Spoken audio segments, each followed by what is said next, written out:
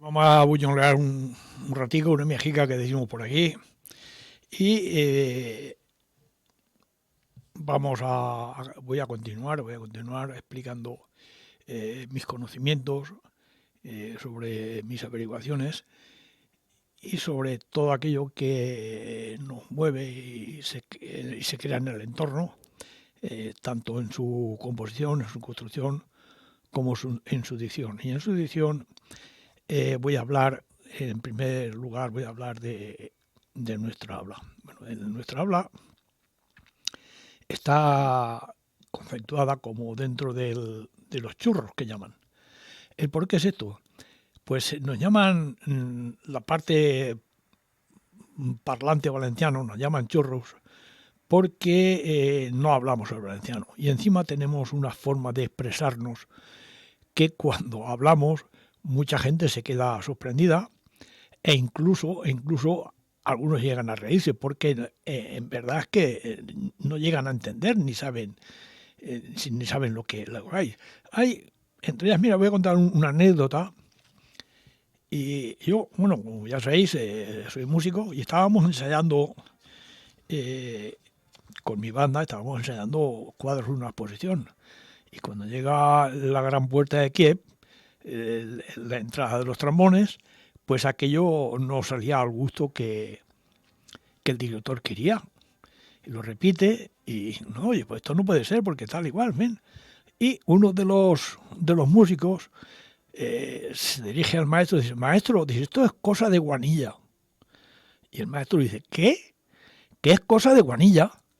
Bueno, hubo que explicarle lo que es la guanilla. La guanilla para nosotros es la muñeca. Es cosa de guanilla, de muñeca. Bueno, pues de este tipo de anécdotas han ocurrido mucho. Y no a nivel musical, sino a nivel de eso. A mí me ha ocurrido muchas veces también, salgo por ahí, y cuando me escuchan hablar, pues no, pues este es maño o de Buñol, no falla. Y esto es así. ¿El por qué? Bueno, pues porque aunque hay quien afirma y ha tenido esto de decir que en Buñol no llegaron casi que aragoneses, es un error. Sí que llegaron aragoneses. No solamente es que llegaron aragoneses, es que llegaron de todos los puntos de España. Desde Andalucía hasta Galicia, desde Cataluña hasta Baleares y de las partes centrales. Podemos empezar a decir apellidos y sus procedencias, los tengo aquí todos. Pero bueno, eso es bastante, bueno, creo yo que es bastante cansino, además que ya los dije en una ocasión. Y se crea, a raíz de esto, se crea una forma de hablar que tiene su nacimiento cuando, tras la Reconquista, los mandatarios, los gobernantes y toda aquella gente que tenía opción al mando, se les obliga, no se les pide que juren los fueros valencianos. Entonces tienen que desplazarse a Valencia y ante el rey Jaime I, pues los valencianos chure y todos la palabra juro, jure, pues vale. Pero cuando llegaron a nosotros, en vez de decir jure, decíamos churro. Churro, pues entendieron y decían churro. Bueno, y de ahí dicen que nace el indicativo calificativo de churro de esta zona. Aún esta zona no es única. Viene desde el Rincón de Ademuz, el Alto Turia, el Alto Palencia, la Plana de Utiel, el Valle de Ayora, la Olla de Buñol y bueno, y la zona está de Corte de Payá. Es una zona bastante extensa que se puede vamos, ver si se coge un mapa y lo señalas, estamos todos junticos. Estas son todos formamos frontera con Valencia, ellos hablan el valenciano y nosotros no es que no lo entendamos, si es que lo entendemos, yo por lo menos lo entiendo, pero no lo hablo. Puedo hablarlo, ¿no? Pero para dar una de cal y otra de arena, pues me callo. Bueno, pues entonces, ¿qué es lo que ocurre? Pues que a raíz de ahí salen, como he dicho, unas palabras propias que tienen, en su mayoría tienen un indicativo. O sea, que indican no que sea lo que es, sino que indican algo. Por ejemplo, si a una palabra hoy en día Y yo me ocurrió, le digo, oye, si vas a comprar, cómprame abadejo. Y la gente joven no sabe lo que es abadejo. ¿Y esto qué es? ¿Abadejo qué es? ¿Abadejo qué es? Pues abadejo es el bacalao. El bacalao, mi abuelo le llamaba abadejo. Me voy a hacer un abadejo torrado. Cogía un pedazo de bacalao, que entonces era muy barato, más que es ahora. Lo echaba al fuego, le pegaba una vueltecica, lo torraba, lo desmenuzaba con un poco entre el pan, con un poco de aceite y un almuerzo fantástico. Bueno, también tenemos otras eh, menos, pero también todos son indicativos, iba a decir menos populares, pero también la palabra, por ejemplo, abanto. ¿Qué es abanto? O abortín. Pues abanto es aquella, lo que indicamos hacia una persona que está mal organizada, un desastre, es un desastre, abanto que eres. Y algunas le añaden abanto caracolero, madre mía, consuelo. Hay también otra que es abortín. ¿Qué es un abortín? Abortín es, pues es posible que venga de la palabra aborto, pero no es abortín, no es aborto, es abortín. Abortín es eh, el indicativo hacia una persona de baja estatura y de cuello corto. Pues, para ser un abortín, para que no esté bien hecho. Bueno, hay otra que también son, como digo, voy a insistir, es indicativos, acachupau. ¿Qué es acachupau? Pues acachupau es esconderse en el suelo, a la vista de los demás. O acoquinau es otra que es ante un hecho de un poco de peligro, un poco, no sé, de enfrentamiento con otra persona, es un poco generalizado, te acoquinas, te acobardas, que no eres capaz de eso, te has acoquinado. O agarrotado. Agarrotado no es que lleves un garrote. Hoy en día se dice que tengo fisuras en la columna vertebral, o me he quedado encogido, me he quedado cogido, pues te has quedado agarrotado, que no puedes casi menearte, o una pierna o una rodilla que has tenido, por ejemplo, una recalcada. Mira, otra palabra, una recalcada, que es un esquince, eso es para nosotros es una recalcada. Bueno, pues esta es otra forma de expresar ese hecho, que no es que sea eso, sino es que nos expresamos. También tenemos cosas de utilidad. Aguaera. ¿Qué es una aguaera? ¿O qué era la aguaera? La aguaera era una funda que se hacía de esparto, protegida con una especie de doble de pleita. La pleita es esa malla ancha de esparto de 15 mallas con la que se hacían antiguamente los capazos, los capachos, las puertas, y era plana por atrás y con tripa, para meter un botijo o una botija, depende, que era plano por atrás y con tripa. Esa aguaera la llevaban todos los carros. Los carros cuando nos íbamos, yo también he ido, nos íbamos a la huerta, echábamos la aguaera, aparte de echar alguna garrafa de agua para dar beber a la caballería, o si iba más gente, en vez de echar la botija o el botijo en la aguaera, echábamos aparte una garrafica de 7 o 8 litros de cristal, entonces no había plástico, y se rellenaba la aguaera. Y iba en el lateral, en el lado derecho del carro, porque si la llevabas en el lado izquierdo, en el lado izquierdo tenías que llevar las hachas, mirando hacia atrás, pero si la llevabas en el lado derecho, la Guardia Civil te denunciaba. O sea que era bastante útil aquello y es lo que sucedía. Está la palabra de ahueca. ¿Qué quiere decir ahueca? ¿Que estará hueca? No, pues no. Ahueca es que una persona le invita a la otra de esta manera a que se marche del lugar. Tú ahueca de ahí.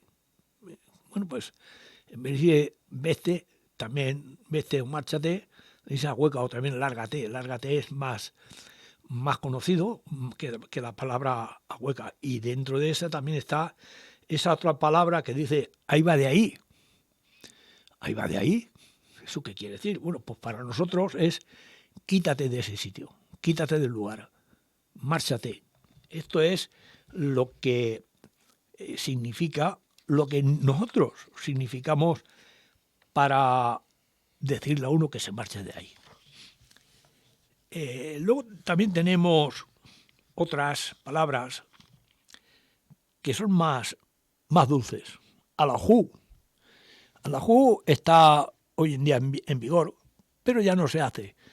El alajú es una especie de caramelo que nos hacían las madres, a mí me lo hacían, con unas piruletas, antes de que se inventara la piruleta esta que hay por el chupa-chup. Aquí se hacía, a mí me lo hacía mi madre, y yo he visto que la hacía mucha gente. Echaban un poco de agua y un poco de azúcar y la derretían, y cuando la derretían con la cuchara, ponían un palico y echaban la cuchara, quedándose una especie de piruleta, o también se hacía con más cantidad, con almendra o con miel, se hacía, digo con miel, con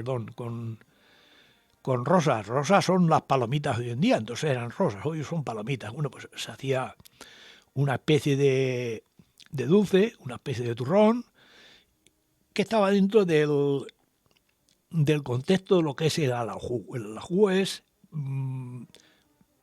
vamos, creo que es de origen valenciano, pero bueno, está ahí. También tenemos cosas de utilidad pública, como por ejemplo es la alcarchata, yo iba a decir otra cosa, alcarchata. Bueno, la alcarchata es un rincón de cualquier calle que no tiene tránsito de vehículos. Es un patio, por ejemplo, en Muñoz hay bastantes. La recién restaurada calle de la Talega, al final aquello es una carchata. Hoy en día es más una carchata que era antes. El rinconcico que hay en la calle de los Carboneros al principio, cuando sube la cuestecica de la calle del Trinquet, que es Rodalico, que los de la Asociación de Castillo lo han adornado también. Aquello es una carchata. Aquí en la calle Castaños, cruce con el Quevedo, con la que sube, la calle que sube al castillo, eso es una carchata. Y estos son nombres que están desapareciendo, han desaparecido, pero que están en vigor el tema de su nombre, que es lo que es. Lo que pasa es que, claro, como digo, ya no se usa. Y hay que recordarlo. Luego también tenemos cosas de trabajo. Es alventar. ¿Qué es alventar? Pues alventar es separar el grano de la paja. Cuando los agricultores antiguamente trillaban en las eras, luego hacían con unas tablas anchas, cogían y amontonaban en el centro, o sea, las tablas ahí estaban tiradas por las caballerías, amontonaban en el centro un caballón alto y allí juntaban toda la parva, toda la mies que estaba trillada. A continuación barrían la era para seguir humedeciéndola. Y una vez estaba humedecida, aguardaban a que cambiara el aire, porque casi siempre cambiaba a las 3, 4 de la tarde, casi siempre cambiaba el aire, de arriba a de abajo, en esta época que estamos. Por cierto, son las épocas de las cabañuelas. Pues estaban y se hacían, entonces se cogían dos, yo lo he hecho mucho, con la horca. Una horca es lo que es una horca, ¿no? Y se lanzaba al aire tirándola, o sea, hacia dirección que venía el aire, el grano caía y la paja se separaba. El grano caía y se iba separando. El pajuso iba más largo y lo que era la paja, que era la buena para las caballerías, para los animales, esa quedaba limpia totalmente. Y el pajuso, luego el pajuso es la cáscara del trigo, la espiga, eso que no tiene ningún tipo de peso ni valor, que se lo llevaba al viento y se quedaba aparte. Y luego ese pajuso se empleaba para cama de las caballerías, de las cuadras, de los corrales de ganado. Esto era lo que era alventar. Hay otra que dice amedrentarse. ¿Ya estás amedrentado? Bueno, pues quiere decir que ya estás puesto nervioso. Ya estás indeciso, estás nervioso, estás indeciso, no sabes lo que hacer, ya estás amedrentado. Pues que ya ha desaparecido también la palabra esa. Amorrinado. Bueno, mucha gente hoy esa se usa más. Pero si se la dices a uno de fuera, no sabe lo que es ir amorrinado. Bueno, pues amorrinado es si estás, no sé, estás un poco paliducho, te quedas en casa, en el sofá o en el sillón, estás ahí quietecico. ¿Qué te pasa? ¿Que estás amorrinado? Bueno, pues aún se usa esa palabra, aún se usa. Y es la que, bueno, dentro de nuestro vocabulario. Y luego una dice, vámonos. ¿Qué querrá decir vámonos? Pues eso, vámonos, marchémonos, me voy, nos vamos, vámonos. Es una expresión muy popular que hoy en día está en vigor, pero que, como he dicho, pues la gente de fuera se queda perpleja, se queda, pero esto de qué hablan, pues eso. Hay otra serie de palabras, por si habréis observado, las estoy diciendo por orden alfabético. Bueno, pues esta es, la que voy a decir ahora es el batacazo. Un batacazo, joder, menudo batacazo se ha reado. Todo lo que he dicho es puro buñonero, ¿eh? Pues un batacazo es una caída. Un traspié y dar de bruces en el suelo. En fin, caerse, eso es un batacazo. Batacul. Batacul. Pues batacul es cuando una persona, que eso se hacía entre, en fin, amigos, entre juegos, cuando una persona hacía una cosa que no era correcta, lo cogíamos, yo lo he hecho, lo cogíamos entre 4 o 5 y le damos de manera que pegara con el culo en el suelo. Y decíamos, batacul, cul, y le damos en el suelo con él. Esto era el indicativo de que estaba dándole a uno porrazos en el suelo, suaves, desde luego que no eran bromas. Verbajo, pues que diga lo que era un verbajo. Bueno, pues el verbajo, mi madre me decía, Miguelín, prepare el verbajo a los cerdos. Pues era hacerle la comida a los cerdos, las sobras o los frutos que estaban ya un poco pasados o demás, pues le poníamos buñuelo, le poníamos esto y le echábamos de comer a los cerdos, que en aquella época en todas las casas había uno o dos cerdos, y eso era el verbajo. Otra palabra que también está, que no la oigo ya, es vetigal. ¿Qué quiere decir vetigal? Pues vetigal es una persona inquieta que no hace más que molestar, que no puede parar y que no hace más que lo que he dicho, molestar a los demás. Joder, mira que eres vetigal, estate quieto ya. Bueno, pues esta es la vetigal. Hay otro que es otra palabra, que es boato. El boato es aquel indicativo, pues no son palabras, voy a repetir otra vez, no son palabras que sean palabras propias, sino que son palabras, como he dicho y como digo, dentro de el hablar de los churros, el churro.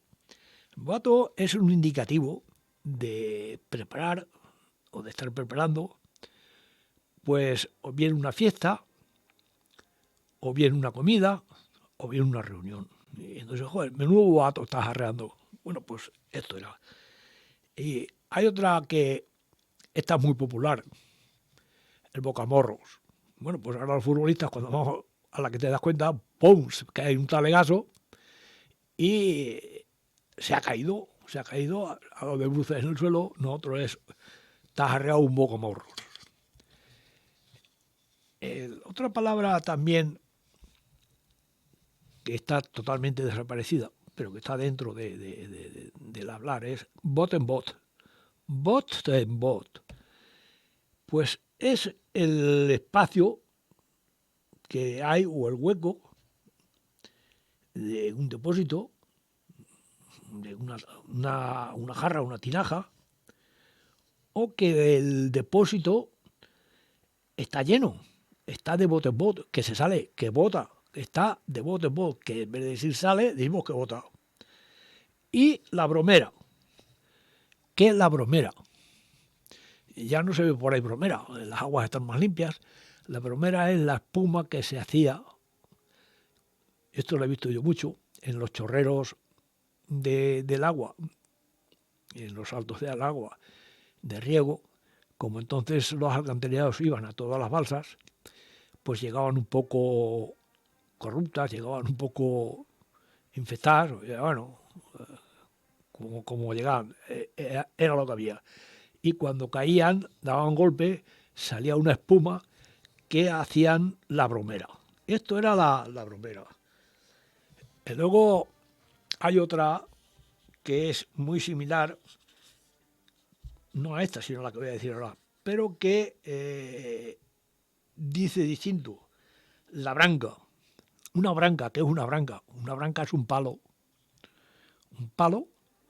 que cuando los agricultores podan y expurgan, cuando la capolan es quitar las ramas que no útiles y las hojas y dejar la leña en condiciones de ser consumida en las casas, en las chimeneas.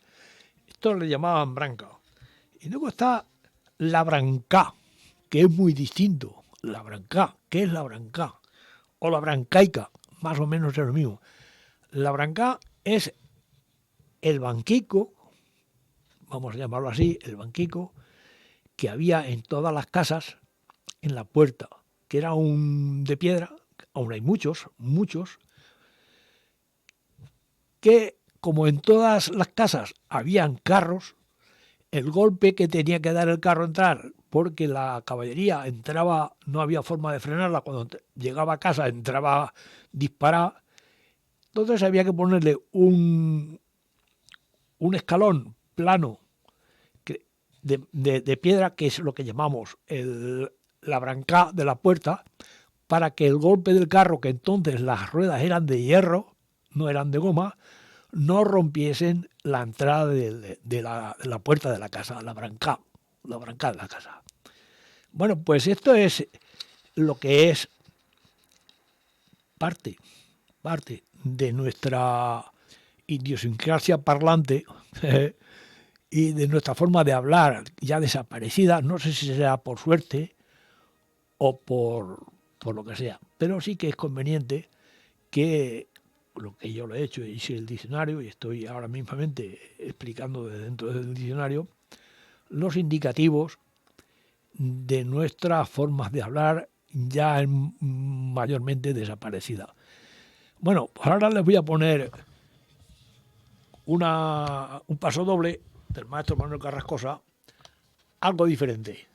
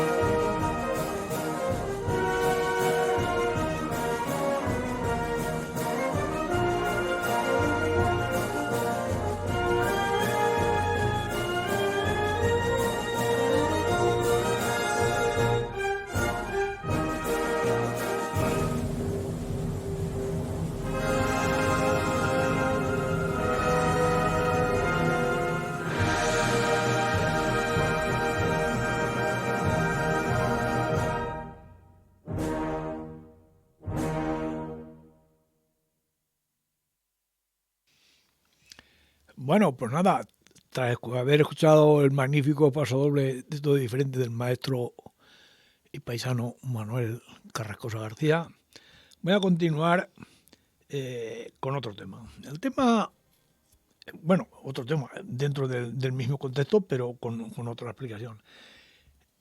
Como todos sabemos, hoy en día a estas alturas, pues todos los pueblos gozan de unas excelentes comunicaciones. Bueno, por lo menos lo que yo sé. Y Buñol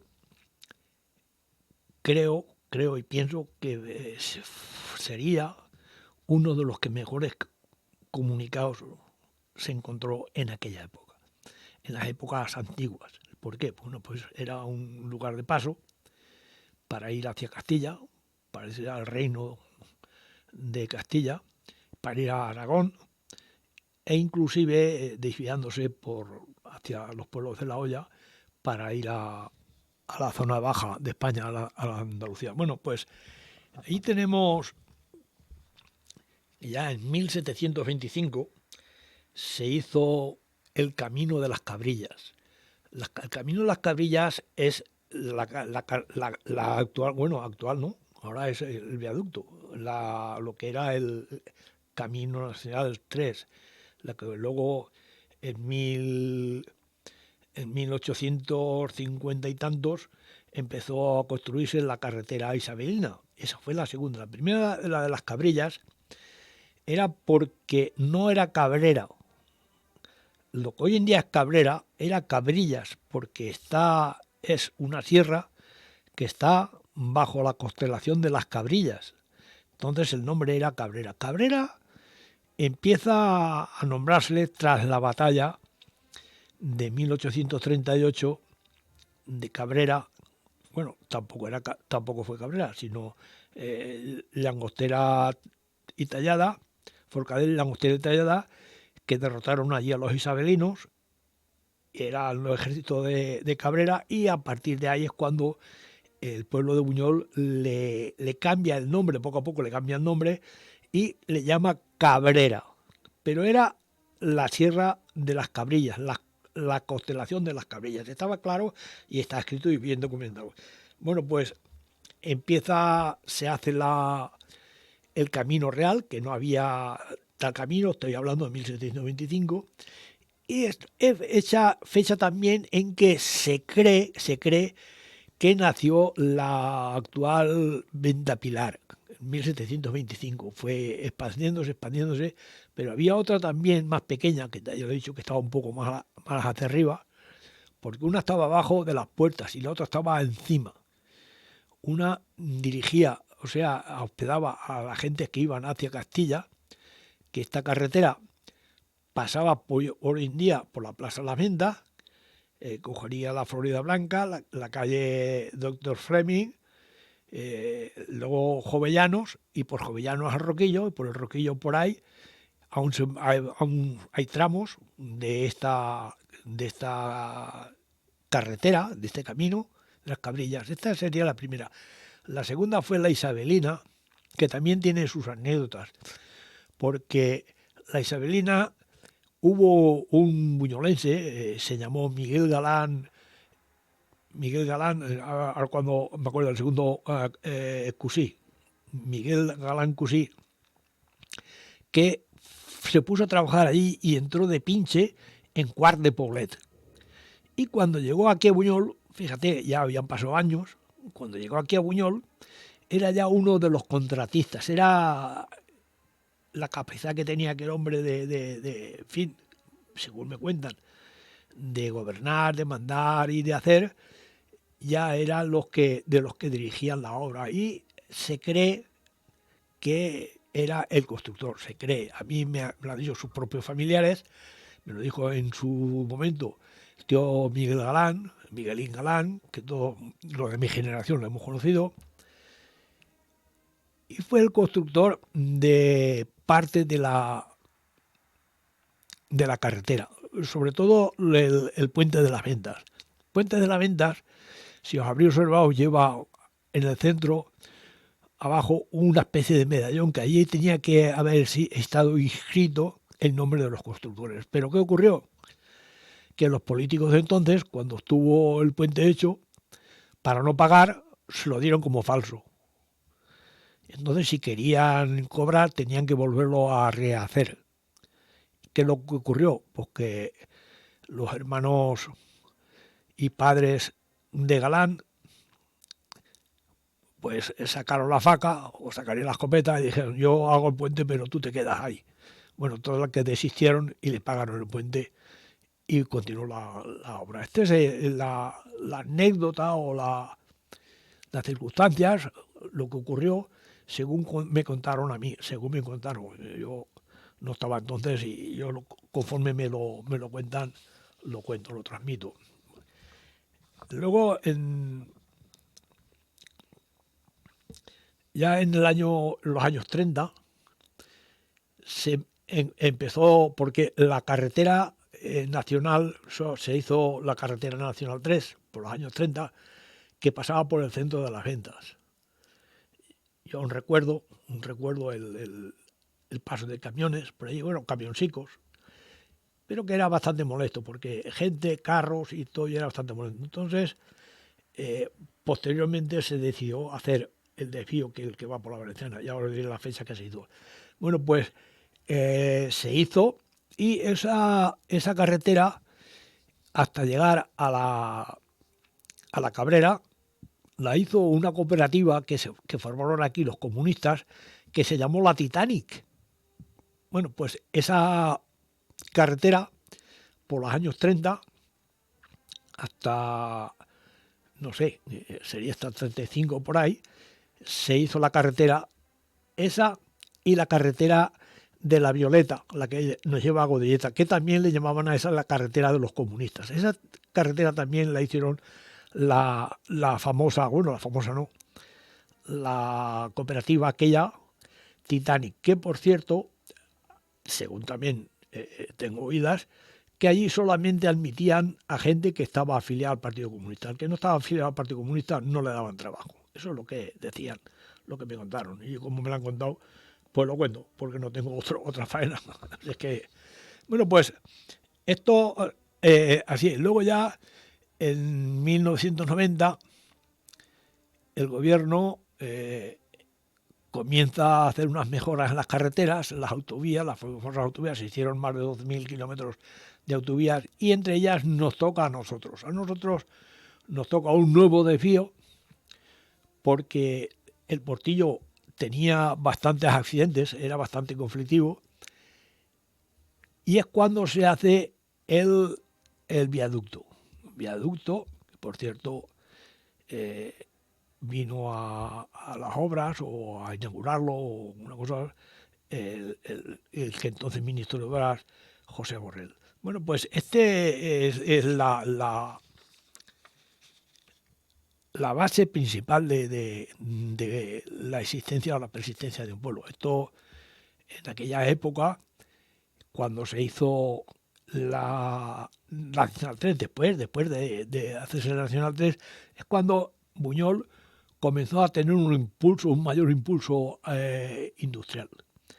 De hecho, siendo la carretera esta, en 1990 por ahí, se crea una especie de fábrica de aglutinantes hidráulicos que se llamó Pardo y Villanueva.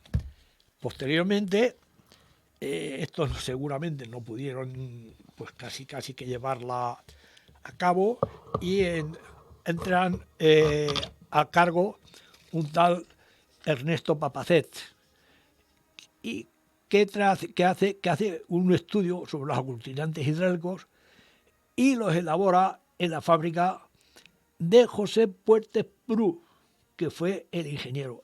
Aquí ya Pardo y Villanueva ya no constan. El documento data de 1915.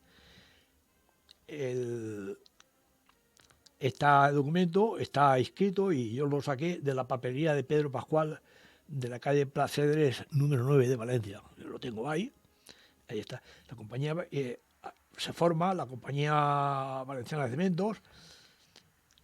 Bueno, no se forma, sino que compran un salazonero y un sastre, José Sarratosa y Rafael Ridora, compran las acciones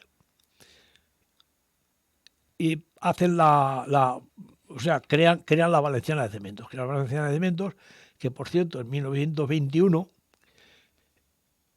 vino a inaugurar los trabajos Alfonso XIII. Dicen que pernoctó en el chaletico del Montesico, que ya ha desaparecido también.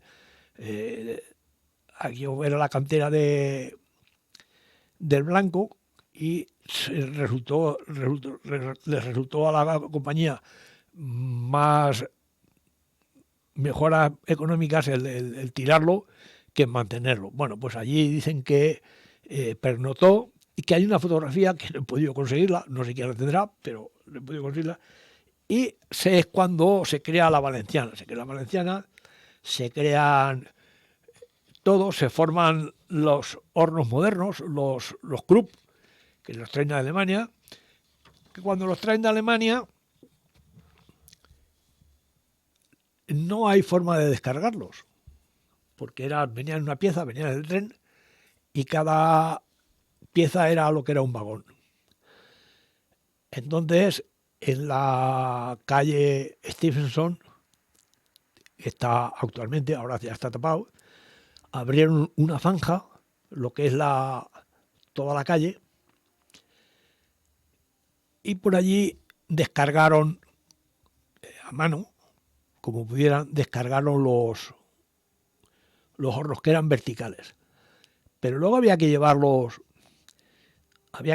al punto. Entonces no había forma, no había grúas, no había vehículos que pudieran llevarlos. Como no había carretera, estaba todo liso hasta llegar a los hornos. ¿Qué es lo que hicieron? Pues los encargados, el de obras y el de los albañiles, bueno, los de obras o los mecánicos, entonces eran carpinteros, quitan los cables de las vagonetas, ponen unas trócolas, los pasan por debajo y a vueltas, con la trócola, a vueltas al sitio. Y luego, cuando llegaron al sitio, pues me imagino que algo tenía que haber inventado para colocarlos, pero ahí estuvieron y ahí están. Si no los han quitado, ahí están. Esta es la forma de todos los pueblos. Y cabe recordar que esto en 1890 y tantos, 95, vamos a poner una fecha, salió de los hornos antiguos del Gallo, de Par de Villanueva. Aún están allí, están inutilizados, pero hay un monumento a la historia que cogían la piedra mismamente allí, enfrente de los hornos. Hay unas cuevas que iban sacando la piedra, era una piedra caliza muy buena para hacer el cemento, y fabricaron dos tipos de cemento. De cemento era aglutinante hidráulico. Ese cemento, cuando se hacía pared, pues había que hacer una pared bastante ancha y muy a plomo para que se manteniera firme. Pero si era para hacer pavimento, hacer suelo, y luego tenía que estar, una vez había pasado 36 horas, había que hacer unas balsetas y llenarlas de agua y tenerlas así 3 o 4 días para que el cemento se hiciese duro. Si no, levantaba, o sea, no tenía una persistencia como lo que tenemos ahora. Era así, o sea, había que fraguarlo con agua. Esto es lo que hacía y allí están los hornos. Bueno, pues esta es la forma, la parte de la creación de aquella empresa, que poco a poco aquella trajo a otros. Y lo que hizo, por una parte, fue beneficioso para el pueblo, pero por otra parte, el turismo que nos llegaba de Valencia, dadas los formidables medios de comunicación que teníamos, pues la gente fue pegando para otros lugares. El agua que teníamos, los ríos, nuestros ríos, que claro, ¿qué es lo que pasa? Que el río, y empiezan a hacer fábricas de papel, hacen 17 fábricas de papel, y el río lo matan el turismo, y al poco murieron también las industrias. Teníamos 17, ahora no queda más que media, si queda, no sé si estará. Pues no queda más que... Pero bueno, el progreso es el progreso, tenemos otras industrias, tenemos las cárnicas, tenemos, en fin, fábricas de, ya lo diré yo, fábricas de elementos de la construcción, bueno, y se crea trabajo, tenemos talleres y bueno, y vamos tirando. Bueno, pues ahora, ya para finalizar, voy a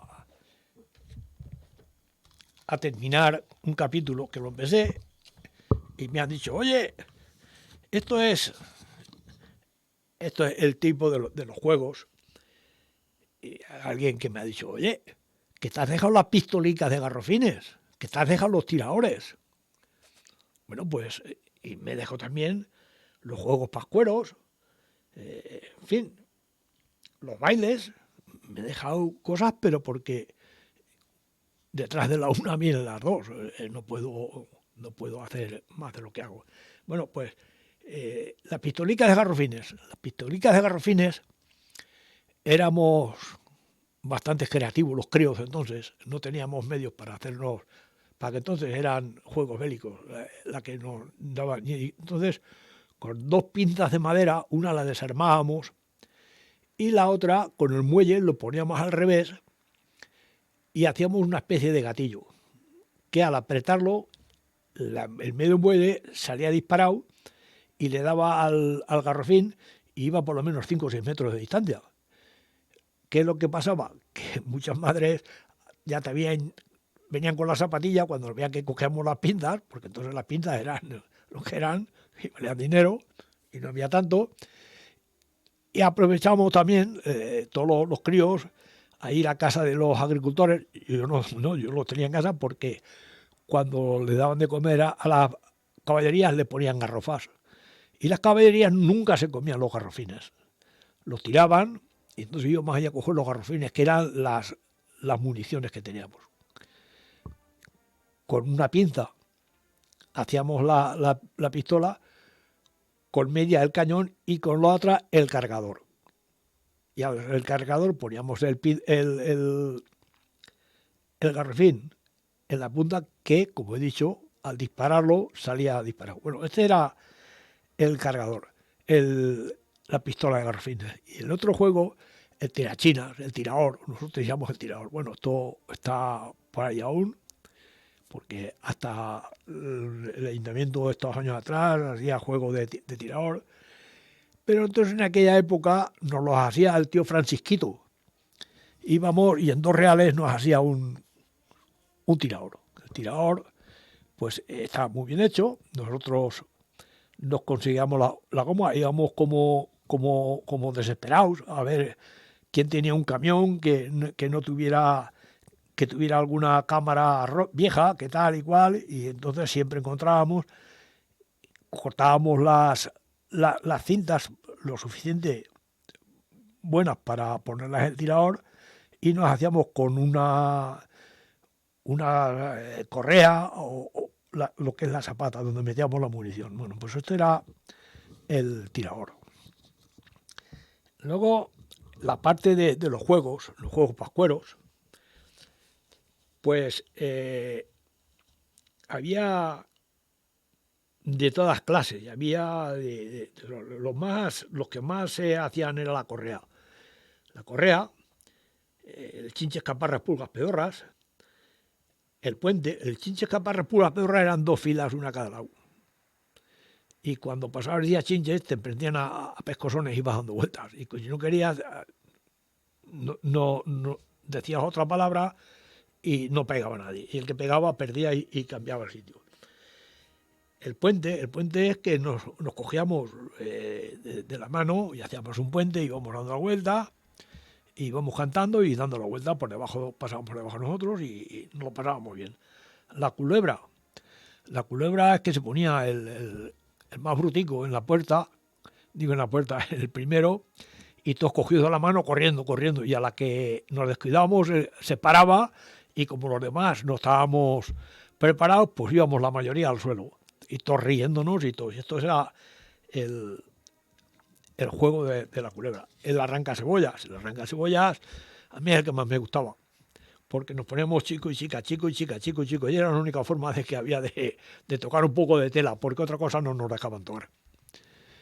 Y la cogías por la cintura y venía otro que tenía que arrancarla. Arrancarla es soltártela, hacértela soltar a ti de las manos. Bueno, pues una vez iba saltando, soltando, pues hasta que llega al final. Y no llega al final y ese era el juego. Y luego el moscardón. El moscardón, pues había un corro y había uno en el medio que con las manos en forma de hueco, en forma de caracol, ibas diciendo el y a la que te descuidabas te soltaba un sopapo. Y tenías que estar preparado. Si te lo pegaba, pues ya estaba pegado. Pero si no te lo pegaba, perdía y cambiaba. Y tenía que ser este era, pues otro de los juegos, la correa.